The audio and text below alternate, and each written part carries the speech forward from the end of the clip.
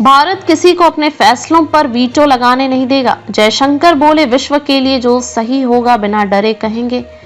विदेश मंत्री एस जयशंकर ने कहा कि भारत कभी भी दूसरों को अपने फैसलों पर वीटो लगाने की अनुमति नहीं देगा और राष्ट्रीय हित और वैश्विक भलाई के लिए भी जो भी सही होगा हम बिना डरे उसे करेंगे।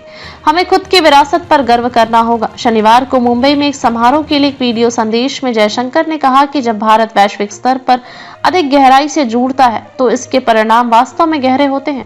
विदेश मंत्री ने कहा कि तनावपूर्ण जीवन शैली या बार बार होने वाली जलवायु घटनाओं से जूझ रही दुनिया भारत की विरासत से बहुत कुछ सीख सकती है, लेकिन दुनिया को तभी पता चलेगा जब देशवासी खुद इस पर गर्व करेंगे। वीटो लगाने की अनुमति नहीं दे सकता भारत।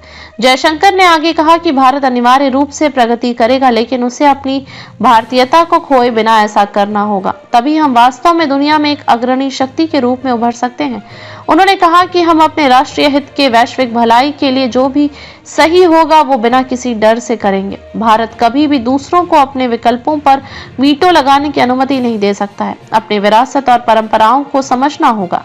जयशंकर ने कहा, बहुत लंबे समय से हमें प्रगति और आधुनिकता को अपनी विरासत और परंपराओं को न अपनाने के रूप में देखने के लिए सिखाया गया है। उन्होंने कहा कि अब जब लोकतंत्र की गहराई ने और अधिक प्रामाणिक आवाजें उठाई हैं तो देश खुद को फिर से खोज रहा है और अपना व्यक्तित्व फिर से पा रहा है।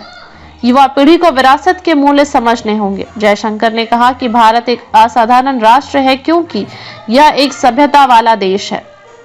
उन्होंने कहा कि ऐसा देश तभी प्रभाव डालेगा जब वह वैश्विक क्षेत्र में अपनी सांस्कृतिक शक्तियों का पूरा लाभ उठाएगा। उन्होंने कहा, इसके लिए आवश्यक है कि हम स्वयं युवा पीढ़ी अपने विरासत के मूल्य और महत्व से पूरी तरह अवगत हों।